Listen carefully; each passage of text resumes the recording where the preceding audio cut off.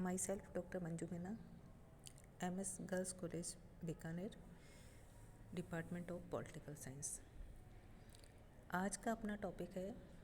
राजनयिक भाषा। राजनयिक संबंधों में भाषा का अत्यधिक महत्व है और प्रत्येक व्यवसाय की अपनी एक शब्दावली होती है और इसीलिए राजनयिक भी इसका अपवाद नहीं है। राजनयिक के प्रारंभिक काल में लैटिन भाषा जो है संपर्क की भाषा थी, लेकिन 15वीं शताब्दी के अंत तक आते आते फ्रेंच भाषा का प्रयोग भी प्रारंभ हो गया और उसके बाद हम ये देखते हैं कि 16वीं शताब्दी में फ्रांसीसी भाषा का जो है प्रचलन रहा। लेकिन जैसे जैसे ब्रिटेन जो है शक्तिशाली होता गया, प्रभावशाली होता गया, उसके पश्चात जो है अंग्रेजी को भी राजनयिक संपर्क भाषा के रूप में स्वीकार किया गया। उसका भी इसमें अधिक जो है प्रचलन होने लगा। तो राजनयिक की जो भाषा है उसका एक विशेष रूप होता है। जैसा कि हेराल्ड निकलसन ने कहा भी है कि राजनयिक भाषा के 3 अर्थ होते हैं। पहला वह बताते हैं कि वह भाषा जिनका प्रयोग राजनयिक अपने वार्तालाप में या पत्र व्यवहार में करते हैं, और इनमें हम लैटिन, फ्रेंच और अंग्रेजी को जो है स्थान देते हैं। दूसरा वह बताते हैं कि वह शब्द अथवा वाक्यांश जो प्राचीन काल से विशेष अर्थों में प्रयुक्त होते आ रहे हैं और जिनका एक विशेष अर्थ होता है और जो कि राजनयिक संपर्क भाषा के एक अंग जो हैं बन गए हैं। तीसरा इसमें हेराल्ड निकोलसन ये बताते हैं कि विचारों का संक्षिप्तीकरण, कि किस तरीके से हम विचारों को संक्षिप्त करके जो है प्रस्तुत कर सकते हैं। तो राजनयिक व्यवहार में भाषा का अत्यधिक जो है महत्व है और इसके संबंध में सर अर्नेस्ट सेटो जो है उन्होंने कहा भी है कि राजनयिक स्वतंत्र राज्यों के बीच अधिकारी संबंधों के आचरण में वृद्धि और चातुर्य का प्रयोग है। तो 15वीं शताब्दी में लैटिन भाषा जो है उसका जो है राजनयिक संपर्क भाषा के रूप में प्रयोग किया जाता था और समस्त राजनयिक क्रियाओं में लैटिन भाषा को काम में लिया जाता था और यह न केवल मौखिक विचार विमर्श के लिए वरन लिखित संपर्क के लिए भी इसको प्रयोग में लाया जाता था। वार्तालाप और लिखित संपर्कों के प्रथम स्थान पर हम लैटिन भाषा को और द्वितीय स्थान पर हम फ्रेंच भाषा को रखते हैं। 17वीं शताब्दी तक समझौते, संधियाँ और अंतर्राष्ट्रीय संपर्क मुख्यतः लैटिन भाषा के माध्यम से ही होते थे, लेकिन 17वीं और 18वीं शताब्दी में फ्रेंच भाषा जो है इसके समान स्तर पर जो है आ जाती है। तो लैटिन, फ्रेंच और अंग्रेजी भाषा के प्रयोग के साथ साथ 1919 में पेरिस शांति सम्मेलन में अंग्रेजी को फ्रेंच भाषा के बराबर जो है अधिकार मिला। विश्व राजनीति में राष्ट्रवाद की भावना का प्रभाव बढ़ने पर प्रत्येक राज्य जो है अपनी भाषा को जो है राजनयिक भाषा बनाने का प्रयास जो है वह करने लगा, क्योंकि प्रत्येक व्यक्ति जो है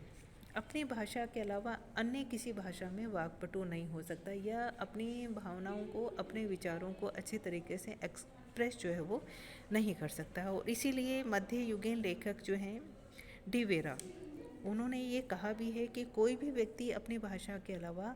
अन्य किसी भाषा में वाक्पटु नहीं हो सकता है। और इसके साथ ही डी वेरा का यह भी मत है कि अपनी भाषा विभिन्न राज्यों में बोली जाए, इससे अधिक और क्या सम्मानीय बात हो सकती है। और इसीलिए अन्य भाषा के ज्ञाता होते हुए भी राज्य अंतर्राष्ट्रीय संबंधों के क्षेत्र में अपनी राष्ट्रीय भाषा का प्रयोग करते हैं। और यही कारण है कि अंतर्राष्ट्रीय सम्मेलनों में भाषा के कारण काफ़ी अव्यवस्था रहती, फिर भी भाषण के साथ साथ अनुवाद के कारण सदस्य कुछ गिनी चुनी भाषाओं में भाषण सुन और समझ सकते हैं। तीसरा जो भाषा से ही संबंध रखता है संक्षिप्त कथन।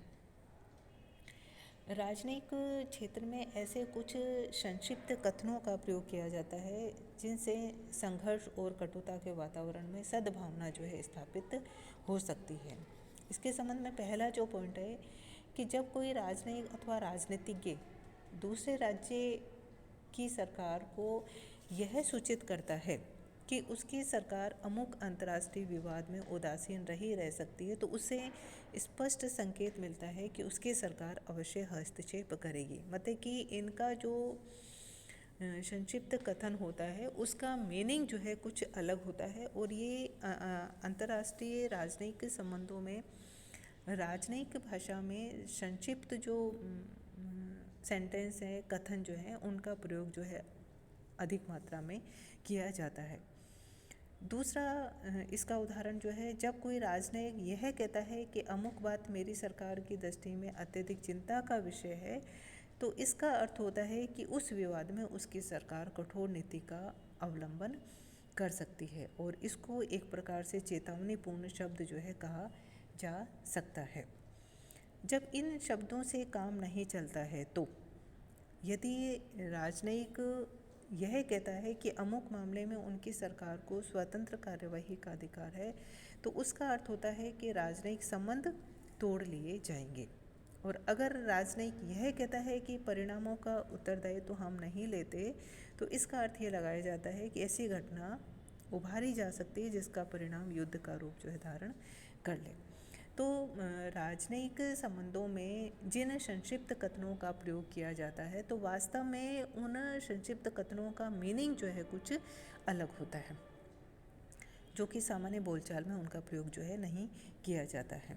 और अगर कोई देश नम्रतापूर्वक निवेदन करके ये स्पष्ट करता है कि अमुक परिपत्र का उत्तर निश्चित दिन या समय तक मिल जाना चाहिए, तो इस कथन का अर्थ यह लगाया जाता है कि दूसरा देश अल्टीमेटम के रूप में इसको लेता है। तो जहाँ तक संक्षिप्त कथनों की बात है, प्रोफेसर निकलसन ने ये कहा है कि इस परंपरागत संचार व्यवस्था का लाभ यह है कि इसके द्वारा जो नरम वातावरण तैयार होता है, जो सॉफ्ट जो माहौल तैयार होता है, उसमें यह राज्य बिना उत्तेजना के भी गंभीर चेतावनी जो है दे देता है, और इससे राष्ट्रों को अपनी स्थिति के प्रति अन्य राष्ट्रों की प्रतिक्रिया का भी पता चल जाता है। लेकिन ये जो संक्षिप्त कथन जो है, ये जो शॉर्ट सेंटेंस जो है, इसमें कुछ कमियां जो हैं या कुछ दोष जो है वह भी पाए जाते हैं। जैसा कि इसे संकटपूर्ण स्थिति में भी इस प्रकार की जो कथन है या सेंटेंस जो है, वह जो है सर्वसाधारण को, क्योंकि सामान्य जनता की समझ से ये परे है कि वास्तव में ये कहा क्या जा रहा है और इसका मीनिंग क्या है, ये सामान्य जनता इसको नहीं जानती है। तो उससे क्या होता है कि संकटपूर्ण स्थिति में भी जब इस तरह के सेंटेंस जो आते हैं, तो सर्वसाधारण जो है, सामान्य जनता जो है वो भ्रम में पड़ जाती है, और जनता ये समझने लगती है कि देश के सामने कोई गंभीर संकट नहीं है, तथा दूसरे राज्य से उनके राज्य के संबंध जो है स्नेहपूर्ण और मैत्रीपूर्ण है। जनतंत्र में जनता की ये असावधानी जो है एक तरह से खतरनाक जो है वो बन जाती है, और शब्दों को तोड़ मरोड़ कर कहने से उनके अर्थ के बारे में भी कई बार दुविधा जो है वह उत्पन्न हो जाती है। कहा कुछ जाता है और वास्तव में उसका अर्थ जो है कुछ और समझ लिया जाता है, और असावधानी के कारण अनेक अर्थों का अनर्थ जो है वह भी हो जाता है। तो राजनयिकों की भाषा में संक्षिप्त कथनों का अधिकतम प्रयोग होने के कारण इसे छल और धोखे का कार्य भी समझा जाने लगता है। तो राजनयिक संबंधों में भाषा जो है उसका अत्यधिक महत्व है, अत्यधिक महत्व जो है वह रखती है, और भाषा के माध्यम से या आपके द्वारा किन सेंटेंसों का और किन कथनों का प्रयोग किया जा रहा है, वह अत्यधिक महत्व जो है वह रखते हैं। धन्यवाद।